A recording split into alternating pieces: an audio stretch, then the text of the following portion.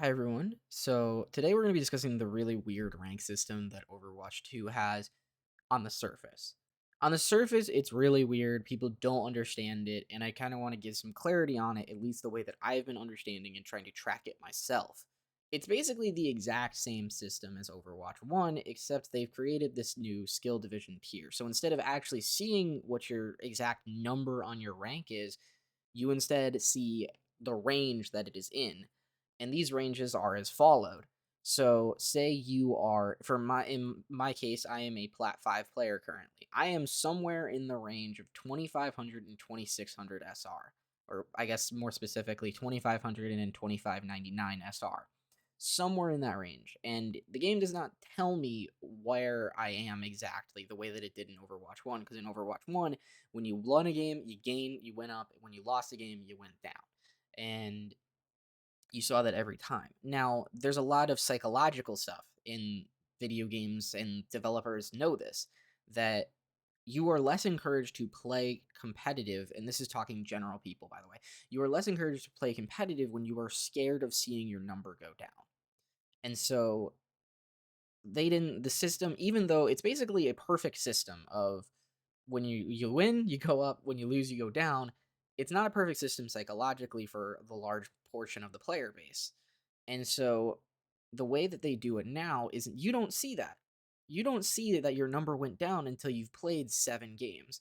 If you don't know, you need 7 wins in order to re rank or 20 losses. So every re-rank cycle is a minimum of 7 games and a maximum of 26 games, because you could lose 19 games but then win 7 before you lose your 20th.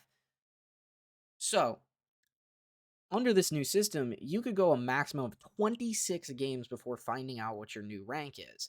And psychologically speaking, game designers know that that's much more healthy for a player than seeing every single one of your losses, every single those 19 losses that you suffered, seeing your number continuously go down and down and down, because eventually you're going to quit.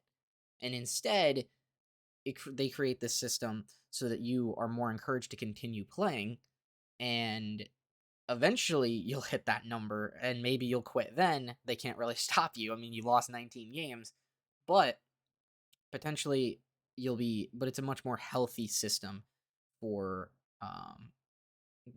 people. And there's a lot of psychology into this. You could study it, you could read on it. It's really actually fascinating. And I kind of actually agree with the rationale, but that's basically why the skill division tiers are here. It's basically the exact same system, except you don't get to see every single time. You only see it between 7 and 26 games. But there's a lot of complications and things that have pissed people off, and I'm going to try and help explain that with my own example of using my personal account. Um, so this is what I have gathered. Now, I didn't record data in season 1, so that's going to be a little choppy. This is a rough estimation. I know exactly how many games I won. They don't show you how many games they lost, and that goes into the psychology thing. You can't see exactly how many games you lost anymore.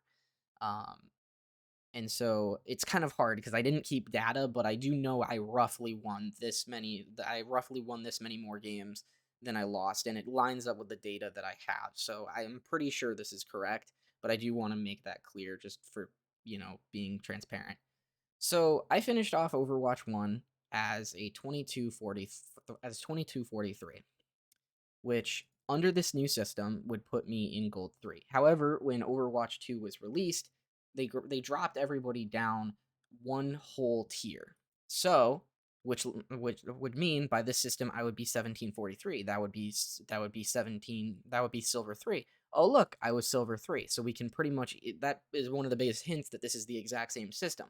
However, your actual MMR rating isn't the same. So they're showing me this column right here is what they're showing me. And this is what the internal number actually is. And these are all estimations by me because I don't know what the number is and I don't know how much SR I'm gaining each game, but I'm trying to use educated guesses in order to figure out and kind of line things up to see, okay, how does this make sense? But anyway, so I started off at silver 3, which lines up perfectly with what I think. However, they didn't drop me my MMR rating, my actual SSR or my SR rating.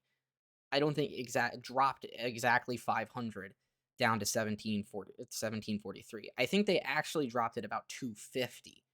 So that, and the reason why they do that is because no matter how I do in the first couple of re-rank cycles of 7 or 26 games, 7 to 26 games, I'll go up. And they really want you to get that dopamine rush of like, oh man, I went up. Oh, this is awesome. So in your first 3 re-rank cycles, you're typically going to go up regardless of what happens, unless you like lose, go 0 and 20. I think that's going to be pretty rough. But um, the point is that there's now this disparity where I'm being shown that I'm about a 1700 player, but I'm actually probably around the 1900 level. And so I, when I rank up, I'll rank up much faster back to where I should be. So like I'm silver 3 right, or I'm silver 3 right here. The game is actually silver 1, and as I'm winning or losing, like say I go like 7 and 6, it's still going to put me up by a significant margin because it's trying to equalize. And then eventually as you go through each re-rank cycle, you're going to equalize out. And I have data from season 2 to show that from my own personal experience. I finished season 1 at plat 5, and I'm going to make the educated guess that I was around 2513 SR. Because I believe I won about 10 more games than I lost and had 2 draws, which would roughly put me at about plus 270 SR, which if you add 270 to this is 2513. So, which lines up with being plat 5. So this is, again, where I'm making these educated guesses to try and line things up so I can show you guys exactly what I'm talking about. Silver 1 here. So then when they started the new season, they did the exact same thing again as when they launched Overwatch 2. Instead, so now the thing that I am seeing here is Silver 1. However, in actuality, I believe they only dropped it about 150 on my actual SR. And this is in order to reward players who actually play. So, if you have those people who just like, oh, I placed plat and then don't play again, and they just continue to like every single season they would place plat so that they wouldn't lose their ranking. This is so that you actually have to play the game in order to get back to where you are. But if you do play the game, it's relatively easy to get back to where you're supposed to be because the game is eventually going to compensate and put you back to where you're supposed to be as long as you're playing. And so that's a really interesting part of the system. But anyways, I started off season 1 at silver, or season 2 at silver 1. And I believe I was actually, my actual MMR was about 2363, which would be right in this silver gold 2 range. And again, that goes into that same system. I'm being shown that I am a silver 1 player. However, the game actually knows that thinks that I'm a gold 2 player. And so in these first couple re-rank cycles, I'm going to go up substantially in rank because it's slowly getting me back up to where I'm supposed to be. And if you look, that's exactly what ended up happening.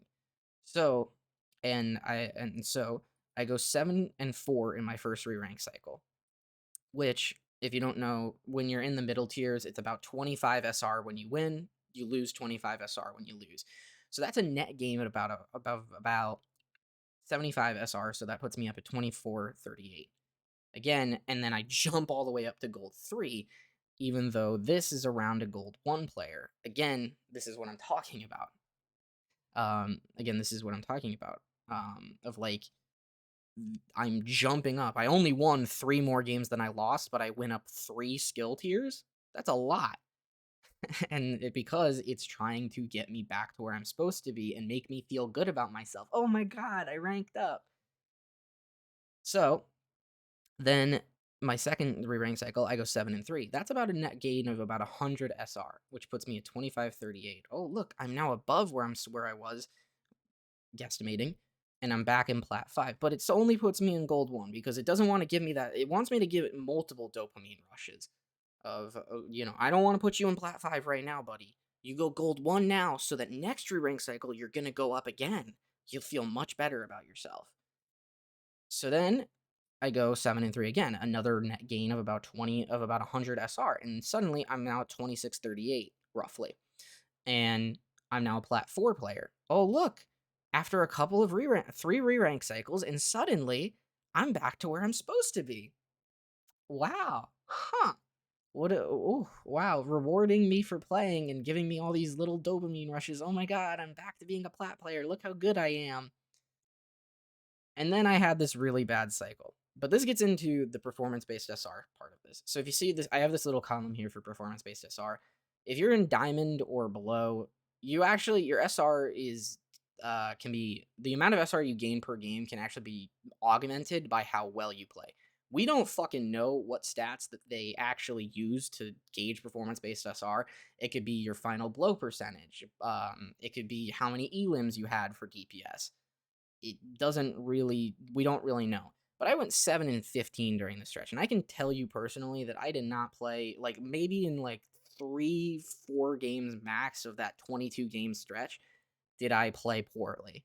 And it's reflected in that in the fact that this is about a net gain. This on the surface would be a net loss of about 200 SR, which would drop me all the way back into gold 1.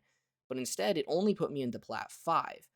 And I'm going to take an educated guess. I'm about at 2038. That I was about at 2538 here. Because it's looking at my performance in those games and saying you are not the problem, and so it's only dropping me a slight margin. So this column should actually give you a lot of hope. If you're playing well in these tiers, then you should be fine. You won't just drop all the way to bronze, because just play the best you can. If your teammates frustrate you, then just walk it off, because you can eventually get back up there. Now I'm plat 5, and I'm about where I was at the start of the season. And then in these next 2 cycles, I go a combined 7 or 14, 14, and 1. And so my SR rating is probably around this 25-48 margin, which lines up with plat 5. On the season, I'm 42, 39, and 1. I'm about at 500 overall on the season. And look, I'm at the exact same tier I was when I ended off season 1. That's it.